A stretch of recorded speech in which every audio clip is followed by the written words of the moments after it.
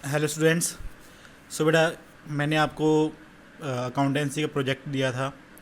ये एक क्वेश्चन था जिसको आपने सॉल्व करना था। तो कुछ स्टूडेंट्स ने पूछा था कि उनको समझ में नहीं आया है कुछ पार्ट इसका क्वेश्चन का, तो वो मैं आपको एक्सप्लेन कर रहा हूँ एक बार। लेकिन इसको सॉल्व आपने खुद ही करना है, ठीक है। क्या कह रहा है? Mr. Rama decided to commence a computer business in a building which was constructed at a cost of ₹1 lakh. तो 1 लाख रुपए में एक बिल्डिंग को तैयार किया रामा ने, और उसके अंदर वो बिजनेस करना चाहता है, ठीक है। And contributed a further, further मतलब और उसने कितना कंट्रीब्यूट किया? 2,50,000। तो टोटल 2,50,000 रुपया जो है वो कैश में, और 1 लाख रुपए की बिल्डिंग जो कि उसने कंस्ट्रक्ट करवाई है। तो टोटल 3,50,000 रुपीज़ के साथ वो अपना बिजनेस जो है वो स्टार्ट करने जा रहा है। तो जो बिजनेस वो कर रहा है उसके लिए उसको कंप्यूटर्स की ज़रूरत है। 4 लाख रुपीज़ के कंप्यूटर्स लगेंगे, ठीक है, तो ही वो अपने बिजनेस को फर्दर रन कर पाएगा। तो इस 4 लाख रुपए की जो ज़रूरत है, इसको पूरा करने के लिए उसने HDFC के से अपना लोन जो है वो अप्लाई किया, और बैंक उसको 75% लोन का हिस्सा, जो रिक्वायरमेंट का हिस्सा उसको देने के लिए तैयार हो गया। अब रिक्वायरमेंट उसको कितनी है? 4 लाख रुपीज़ की। बैंक उसको कितना हिस्सा दे देगा? 25%। तो इसका मतलब ये हुआ, सॉरी 75%। तो इसका मतलब ये हुआ कि 4 लाख का 75% बैंक उसको लोन दे देगा, यानी कि 3 लाख रुपया उसको बैंक का लोन मिल जाएगा।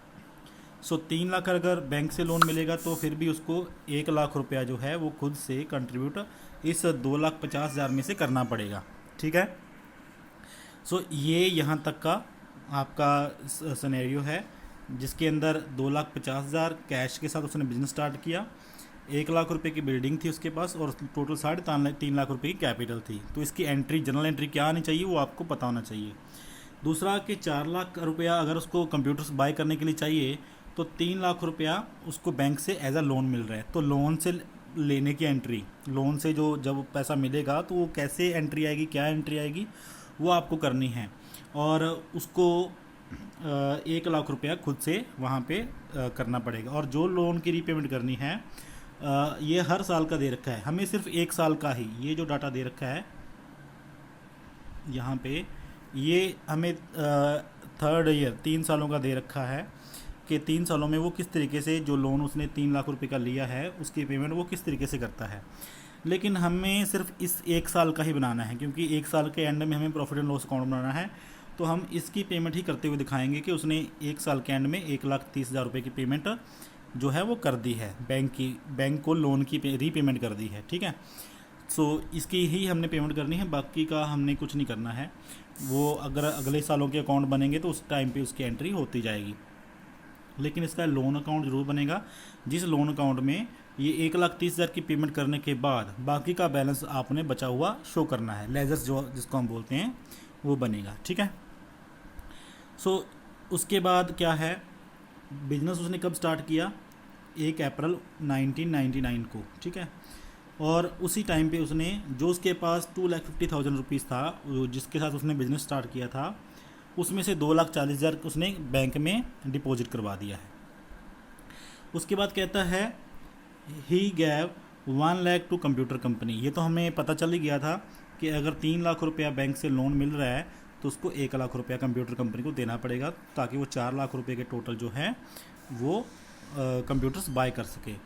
तो कंपनी को उसने 1 लाख अपने ओर से दिया, एंड 3 लाख रुपया उसने बैंक से लोन लेकर के उस कंपनी को दे दिया, कंप्यूटर कंपनी को, जिससे वो 4 लाख रुपये के जो कंप्यूटर्स हैं उनको बाय कर सके, खरीद सके। तो इसकी आपने एंट्री करनी है नंबर 1 पे। जब आपको लोन का पैसा मिलेगा वो तो आप एंट्री कर चुके होंगे। तो उसके बाद जब आप कंप्यूटर ख़रीद रहे हैं तो 1 लाख रुपया आपने बैंक से पेमेंट करनी है, ये वाली, क्योंकि आपने 2,40,000 बैंक में जमा करवा दिया है, ठीक है। जो आपने अपना पैसा लाए थे वो 2,40,000 वो बैंक में पड़ा हुआ है, तो वो बैंक से पेमेंट कर दोगे अपनी 1 लाख रुपए की, और 3 लाख रुपया जो आपको लोन के रूप में मिला है उस वो भी बैंक से पेमेंट आप कर दोगे। आगे क्या लिखा है, he deposited ₹1,000 for electrical connection. So बिजली का कनेक्शन आपको पता है ज़रूरत होती है कंप्यूटर को चलाने के लिए, बिजली बोर्ड से जो लेते हैं, इलेक्ट्रिसिटी बोर्ड से। तो इसका एक्सपेंस का खर्चा आपने नोट करना है, जर्नल एंट्री में कैसे होगा, आफ्टर दैट लेजर्स में कैसे होगा। उसके बाद 1 लाख रुपए का उसने बिजनेस BSNL का कनेक्शन ख़रीदा है, VSNL कंपनी का टेलीफोन इंटरनेट कनेक्शन ख़रीदा है ताकि वो सभी कंप्यूटर्स को इंटरनेट से कनेक्ट कर सके। सो ये जो 1 लाख रुपया होता है, ये एक तरीके से उसके लिए एसेट होता है, ठीक है। तो ये एक्सपेंस नहीं करना, लिखना है आपने, ये एज आ एसेट आपने लेना है 1 लाख रुपया, जो आप एसेट साइड उसको शो करोगे कि आप एक तरीके से एसेट खरीद रहे हो 1 लाख रुपये का। ये पेमेंट भी आपने बैंक के थ्रू करनी है। Computer cafe furnished bye ₹25,000। Furnished का मतलब है कि आपने उसके अंदर फर्नीचर वगैरह फिट करवाया जिसके ऊपर कंप्यूटर वगैरह रखे जाएंगे या फिर बैठने के लिए जो फर्नीचर वगैरह तैयार होगा।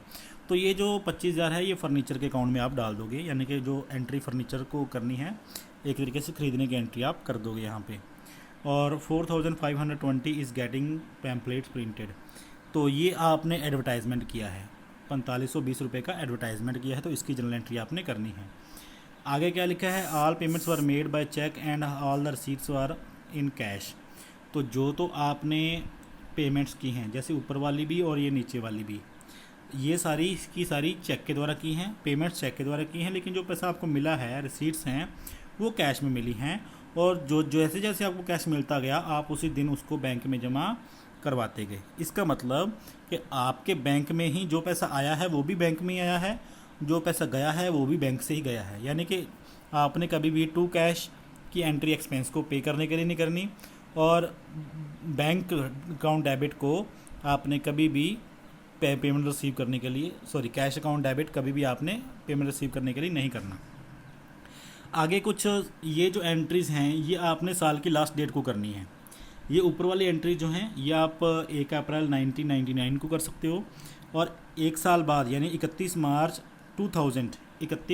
2000 ये डेट है जब उसके जो फाइनल अकाउंट्स बनेंगे, ठीक है, final accounts, profit and loss account वगैरह वगैरह।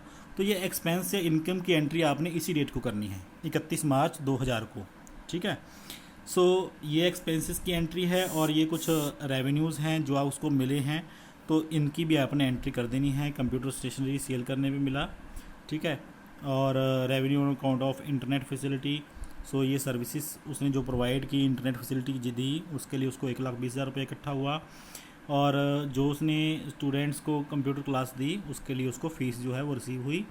तो ये सारी रिसीव्स हैं और ये सारी पेमेंट्स हैं, ठीक है। इनको आपने रिकॉर्ड करना है जर्नल एंट्री में, फिर लेजर्स में, फिर ट्रायल बैलेंस में, फिर प्रॉफिट एंड लॉस अकाउंट बनाना है आपने। और नीचे ड्राइंग्स भी दे रखी हैं। He withdraw 6,000 by cheque each month for their personal expense. तो यहाँ पे कोई इंटरेस्ट ऑन ड्राइंग के बारे में कुछ नहीं बता रखा, तो आपने उसके चक्कर में नहीं पड़ना।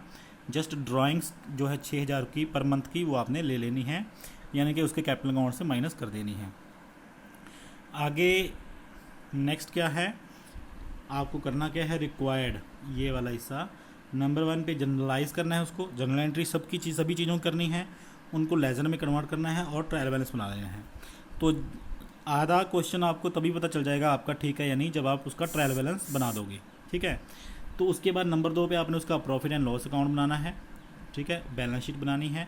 और उसके लिए ये जो थर्ड पॉइंट है या फिर सेकंड पॉइंट के पीछे जो ये पॉइंट है 1,24,000, ये भी आपने कंसीडर करना है कि भाई जब 1,24,000 अभी भी किसी को देने वाला है इलेक्ट्रिसिटी चार्जेस, तो वो आउटस्टैंडिंग किस तरीके से आप लिखोगे उसको, ठीक है, उसकी जनरल एंट्री किस तरीके से करोगे वो आपको पता होना चाहिए। डेप्रिसिएशन 10% है, फर्नीचर 5% डेप्रिशिएट हो रहा है, तो इसको भी आपने प्रॉफिट एंड लॉस अकाउंट में लेना होता है, ठीक है। फिर भी अगर आपकी कोई क्वेरी है तो आप हमारे व्हाट्सएप नंबर पे पूछ सकते हो।